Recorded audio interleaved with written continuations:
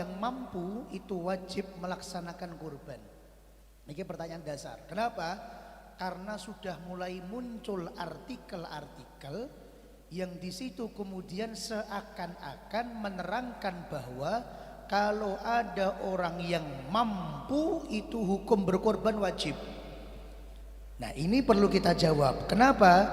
Karena hukum itu paten. Hukum itu apa? Paten. Perkara kemudian kita mewajibkan untuk diri kita sendiri, monggo. Tapi ketika disampaikan ke halayak ramai, maka harus disampaikan hukum aslinya. Harus disampaikan hukum asalnya. Misalnya kulo teng pondok matur, santri Darul Hidayah wajib tahajud. Tapi itu pas ahad pagi enten jamaah wali santri sing taklet, Gus, tahajud hukumnya nopo? Hukum asal tahajud wajib nopo sunnah? Halo, wajib nopo sunnah? Sunnah. Perkara kemudian kita mewajibkan untuk diri kita sendiri atau untuk keluarga atau untuk santri kita, tidak apa-apa. Kurban nggih ngoten. Maka jawabannya hukum dasar berkorban adalah sunnah bukan wajib.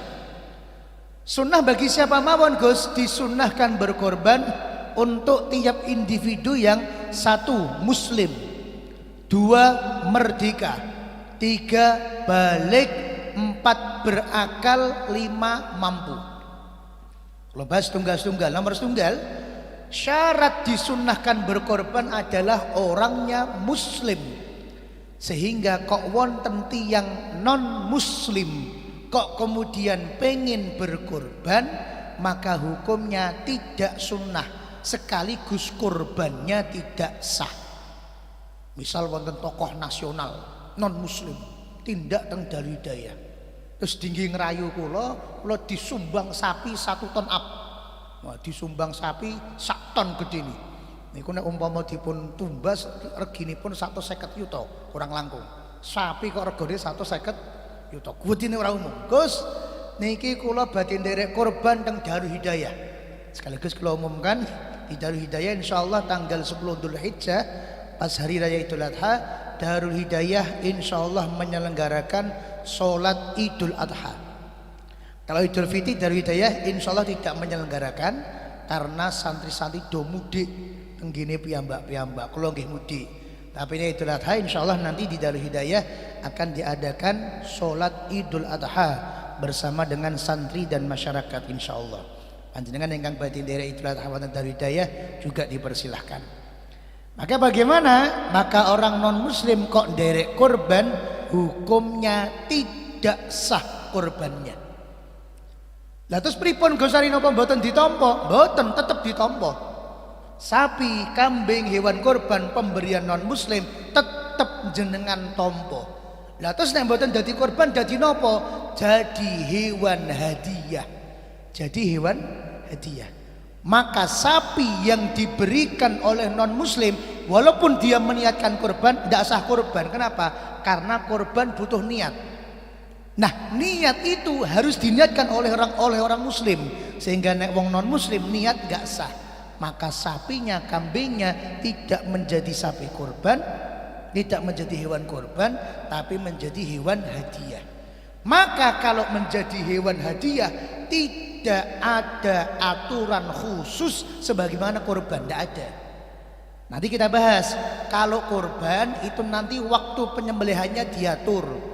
Paling awal habis sholat Idul Adha, paling awal tanggal 10 Dzulhijjah, matahari terbit plus waktu yang cukup untuk 2 sholat dan 2 khutbah. Setelah itu baru boleh nyembelih. Sehingga kalau disembelih malam riyoyo tidak sah. Kalau korban ada syaratnya, ada waktunya. Maksimal kapan Gus? Maksimal tanggal 13 maghrib. Tapi kalau kambing hadiah, kalau sapi hadiah, maka tidak ada aturan khusus. Ibaratnya dikekno sakniki langsung dibelah sakniki entuk. Ibaratnya dikekno malam riyoyo langsung dibelah malam riyoyo boleh. Kenapa? Karena tidak korban, tapi kambing hadiah. Waktu enggak ada aturan. Pembagian juga enggak ada aturan. Jadi kalau korbannya korban sunnah dibagi menjadi 3, sepertiga fakir miskin, sepertiga orang kaya, sepertiga adalah si pengkorban, tapi kalau hadiah tidak ada. Kambing hadiah, sapi hadiah 100% mau diberikan kepada orang kaya, boleh. Terus kemudian sapi ini dibeli teng mriki 100% disedekahkan kepada gosari, boleh. Nah, ya kuwareken sapi siji. Boleh. Kenapa? Tidak ada aturan. Kalau sapi korban, kambing korban tidak boleh diberikan kepada non muslim, tapi kalau kambing hadiah, sapi hadiah boleh diberikan kepada non muslim. Jadi justru jenengan nek pikantuk kambing sapi dari non muslim, alhamdulillah, sebab nopo? Yo iki sing tak enteni. Dikei wedhus, dikei sapi, tapi tidak ada aturan khususnya. Jadi Bapak Ibu kalau baleni di dalam syariat Islam ini masing-masing ada kamarnya. Masing-masing ada pintunya. Pintu zakat ada aturannya, ada syaratnya. Pintu wakaf ada syaratnya, ada aturannya. Pintu korban ada syaratnya, ada aturannya. Tapi kalau pintunya pintu sedekah, pintunya pintu hadiah, maka tidak ada aturan sebagaimana aturan korban. Sakit pun pahami ya? Yang nomor 2 merdeka. Sekarang budak sudah nggak ada. Yang ketiga balik. Nah, terus gimana Gus kalau ada anak kecil belum balik, kemudian kita belikan kambing, kita atasnamakan anak kita yang masih belum balik, maka hukumnya tidak disunnahkan. Kenapa? Karena syarat disunnahkannya kurban itu adalah anaknya sudah balik. Sehingga untuk putra putri kita yang belum balik, ampun diatasnamakan sebagai kurban. Sing diatasnamakan bapak mawon, sing diatasnamakan ibu mawon, sing diatasnamakan kakak mawon sing sampun balik. Lah mengke kalau sudah ada salah satu dari keluarga yang berkorban, maka otomatis pahalanya juga diterima oleh seluruh anggota keluarga. Sak keluarga wong 5, sing 3 pun balik, sing kalih dereng balik. Maka kok bapaknya sudah berkorban sunnah, maka 5 orang semua anggota keluarga di dalam keluarganya itu sudah semuanya mendapatkan pahala. Yang keempat berakal. Berarti nek anak wong edan sing napa naminipun pengen korban ya boleh silahkan, tapi tidak sah. Kenapa? Karena orang gila tidak sah dalam berniat. Kemudian yang kelima mampu. Mampu niku maksudnya napa? Mampu niku maksudnya pokok jenengan gadah rezeki yang turah. Rezeki ini niku terus kemudian saged tinggi tumbas mendo, napa saged tinggi tumbas sapi. Mau 1 sapi dihandle dhewe monggo, atau 1 sapi dibagi 7, jenengan ambil 1 bagian juga monggo. Dan sesunahan korban ini berlaku tiap tahun. Jadi tidak ada istilah jenengan mboten korban Pak tahun iki. Ora. Aku ki sing tahun-tahun diingi wis korban kok saiki ora. Enggak. Tidak ada kata-kata saya korban pokok seumur hidup sekaligus. Sing penting wis tahu korban. Enggak. Korban ini sunnah tiap tahun. Bahkan sabda baginda Rasul Muhammad sallallahu alaihi wasallam, di hari Nahr, di hari penyembelihan korban 10 Dzulhijjah, tidak ada sedekah yang lebih afdol, yang lebih banyak pahalanya dibanding korban, tidak ada. Itu sami-sami jenengan ngendum arto 3 yuta. Jangan ngendum arto 3 yuta dibagi per orang 50.000-an. Berarti kan jenengan padus tiang swidak 50.000-an 3 yuta. Dibandingkan 3 juta ditumbas no mendo, terus mendo ini dibeleh, terus dagingnya kemudian dicacah-cacah, dibagi kepada masyarakat 60, walaupun secara nominal sama, tapi pahalanya jauh berkali-kali lipat lebih besar korban daripada bagi uang. Kenapa? Karena ada faktor ta'abbud. Faktor apa Bu namanya pun? Ta'abbud. Apa itu ta'abbud? Yaitu kita sebagai hamba manut karo Gusti Allah sebagai pangeran. Ini kalau semangat ganjaran gede. Dan terus ketika kita sholat untuk ganjaran, orang kok Gusti Allah butuh sholat awak dewi, mboten. Tapi kenapa kok sholat untuk ganjaran? Karena sholat adalah bukti konkret awak dewi ki manut. Karena awak dewi kawula, Gusti Allah niku pangeran. Sing awal mulane sirah nek dikeplak kancane awak dhewe nesu. Sing awal mulane sirah nek dicekel karo usia-usia di bawah kita marah, lah sakniki malah kon dekek ngisor kepala yang selama ini kita anggap bagian tubuh paling mulia, kita anggap bagian tubuh paling sensitif nek dipegang, kon dekek ngisor ditemplek noning sajadah. Niki sing marakne ganjar napa? Ta'abbudiyah, kita manut kalih aturane Gusti Allah. Maka tadi ibadah tidak hanya sekedar sing penting simpel Gus. Simpel ya 50.000 dengan dom duit rampung. Tapi ndak, ada faktor usaha kita sebagai hamba untuk nderek aturan Gusti Allah.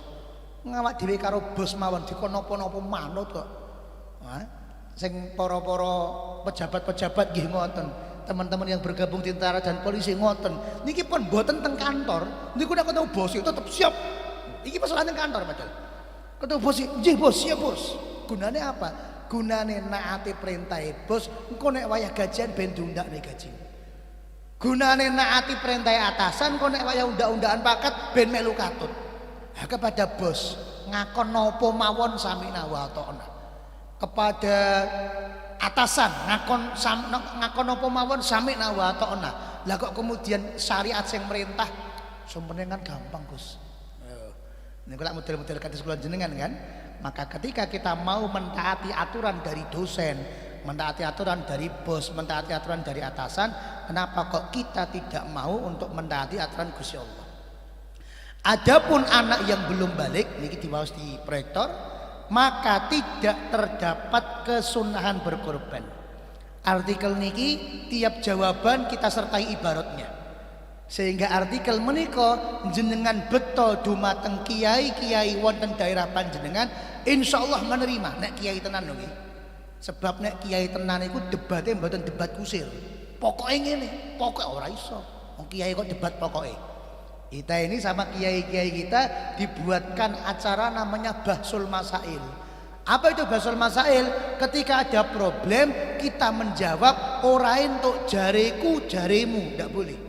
Jarene Gus Ari ngene, jarene Gus iki enggak. Gus Ari melu sapa, buktine ndi ken nyodorne. Gus sinten melu sapa, buktine pun ndi ken nyodorne. Maka di dalam Bahsul Masail kata Gus kata niki mboten kanggo. Sing kanggo kata napa? Kata kitab. Sehingga kita ambil dari fikih Al-Madhahibil Arba'ah juz 1 halaman 1109, Asy-Syafi'iyyatu qalu, madhab Syafi'i memutuskan la tusannu lis-shaghiri, tidak disunnahkan udhiyah, tidak disunnahkan kurban lis-shaghiri untuk anak kecil. Niki mboten kok kula gaya, ngopo kok ora dikaya harokat Gus mboten. Sebab memang teng kitab asline nggih mboten ngagem harokat. Nah, ngeten iki naminipun tulisan gundul. Dados tulisan Arab sing mboten ngagem harokat. Nah, teng pondok diajari carane maos. Ngagem ilmu naminipun ilmu nahwu shorof. La tusannu lis-shaghiri, tidak disunnahkan korban untuk anak kecil. Fal bulugu syartun lisunniyatiha, balik merupakan syarat disunnahkannya berkorban.